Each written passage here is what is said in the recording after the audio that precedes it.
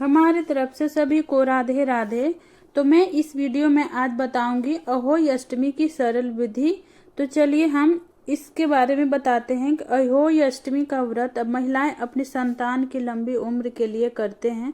ये व्रत बहुत ही अच्छा होता है बच्चों के लिए, तो ये हमें संतान प्राप्ति के लिए करते हैं। तो चलिए हमें जिस जगह पर पूजा करना होता है हम उस जगह को अच्छी तरह से साफ कर देंगे। तो हम यहाँ पे अच्छी तरीके से साफ कर दिए हैं। तो चलिए यहाँ पे हम चौकी बिछा देंगे।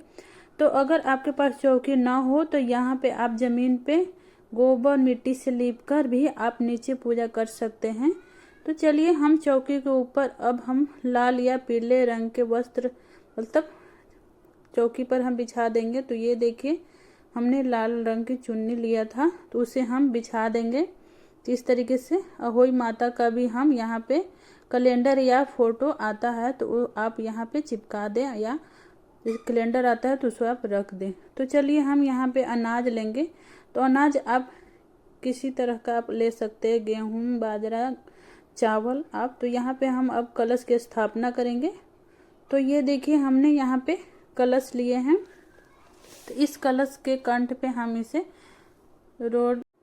कलश के कंठ पे हम यहाँ पे मोली से कंठ तक हम बांध देंगे। तो ये देखिए हमने कलश की स्थापना करना है पहले।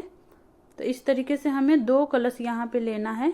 तो आप यहाँ पे कलश लें तो एकदम नया लें, पहले का यूज किया हुआ नहीं लें। तो हम यहाँ पे दूसरा जो ले रहे हैं कलश, ये हमारा पीतल का है। आप चाहे तो यहाँ पे मिट्टी का भी दूसरा कलश भी ले सकते हैं। तो चलिए हम अब दोनों में कलश में हम भरते हैं। तो यहाँ पे हम एक कलश में अनाज भरेंगे। तो आप यहाँ गेहूँ चावल कुछ भी भर सकते हो। तो हमने यहाँ पे तो चावल डाल दिए हैं एक कलश में और दूसरे कलश को उसके ऊपर रख देंगे। तो हम दूसरे कलश में अब हम जल डालेंगे। तो ये देखिए इसके कंठ तक हम जल को हम इसमें डाल देंगे। तो इस तरीके से हम कलश की स्थापना कर देंगे। तो अब चलिए हम आगे दिखाते हैं। तो यहाँ पे हमें कलावा का हमें एक माला बनाना है जो हम गणेश जी को समर्पित करेंगे। तो ये देखिए हम इस तरीके से बांधकर हम गणेश जी को चढ़ाएंगे माला। तो हम इस तरीके से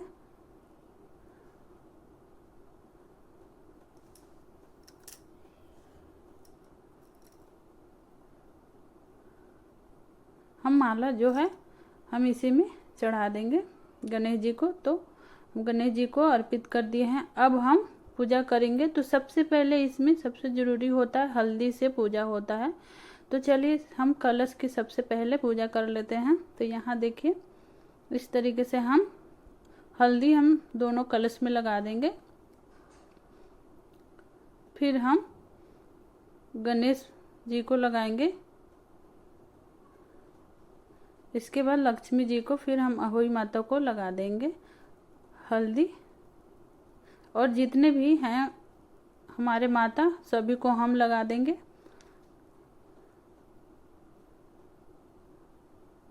इसके बाद हम सिंदूर से तो अब हम सिंदूर भी लगा देंगे कलश में।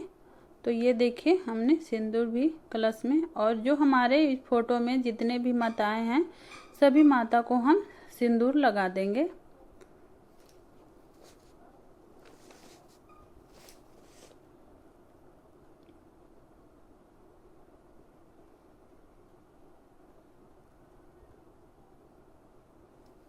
तो यहाँ पे हमें अहोई माता को सबसे अच्छा हरा फल होता है, शुभ होता है चढ़ाना। अगर आपके पास जैसे ऋतु फल भी आते हैं, सिंघाड़ा वगैरह आते हैं, तो आप सिंघाड़ा भी चढ़ा सकते हैं जो हरा वाला आता है। तो हमारे पास सेव था हरे हरे, तो हमने वही चढ़ा दिया है। और आप कुछ मिठाइयाँ और या कुछ घर पे भी बना सकते हैं। तो हमने ये मिठाई चढ़ा दिए हैं। तो ये हम माता को अहोई माता को चढ़ा देंगे। और यहाँ पे हम श्रृंगार के सामान भी माता को हम चढ़ा देंगे। तो आपके पास अगर श्रृंगार का सामान हो तो चढ़ा सकते हैं। अगर नहीं भी हो तो आप स्किप भी कर सकते हो। तो ये देखिए हमने जितना श्रृंगार होता है तो हमने माता को चढ़ा देंगे।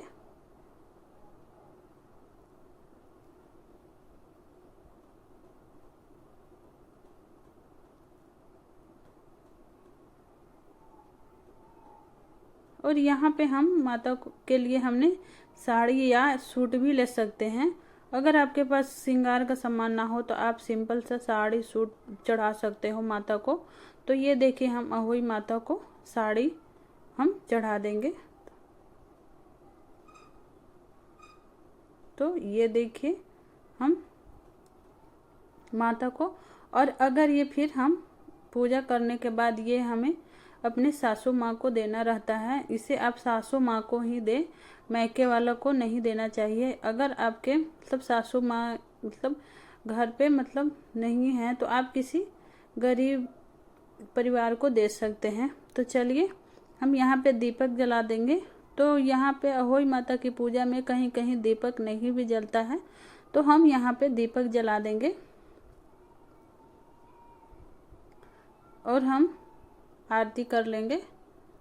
तो ये देखिए हम अहोई माता को दिखा देंगे आरती। हमको आरती ले लेना है। इसके बाद हमें अहोई माता की हमें कथा जरूर सुनना चाहिए इसमें। तो हम यहाँ पे अहोई माता का कथा भी सुनेंगे।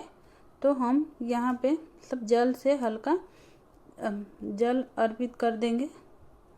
तो आप देख सकते हैं हम यहाँ पे जल भी अर्पित कर दिए हैं।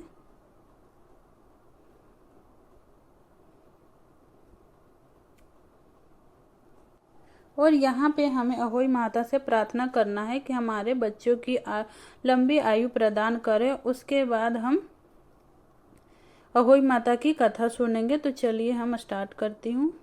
एक समय की बात है कि एक स्त्री के 7 पुत्र थे। वह कार्तिक के महीने में दीपावली से पहले अपने मकान की लिपाई पुताई करने के लिए मिट्टी लाने जंगल में गई। वह एक जगह से मिट्टी खोदने लगी, वहीं सेंह की मांद थी। अचानक उसके हाथ से कुदाली सेंह के बच्चे को लग गई और वह मर गया।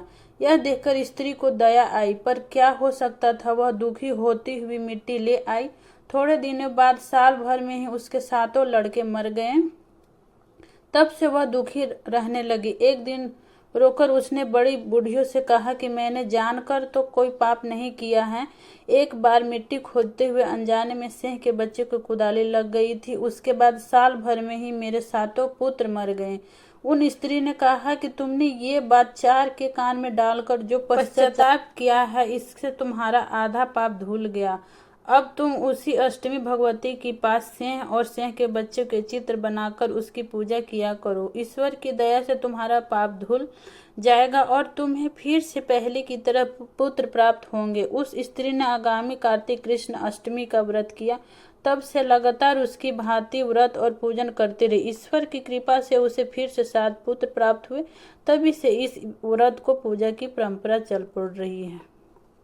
तो हमें यहाँ पे अहोई माता को सब प्रार्थना, फिर से हमें जो भूल चूक होती है उसे हम माफ़ी मांग लेंगे और हम फिर से दिया जला देंगे। सबसे पहले हम आरती करेंगे गणेश जी की, फिर हम लक्ष्मी जी की, फिर हम अहोई माता की। सभी को आरती करके हम आरती मांग लेंगे अच्छी तरीके से। तो इस तरीके से हमारा अहोई अष्टमी का व्रत अच्छी तरह से हम संपूर्ण किए। तो हमारी वीडियो को आप ज़रूर लाइक शेयर सब्सक्राइब कर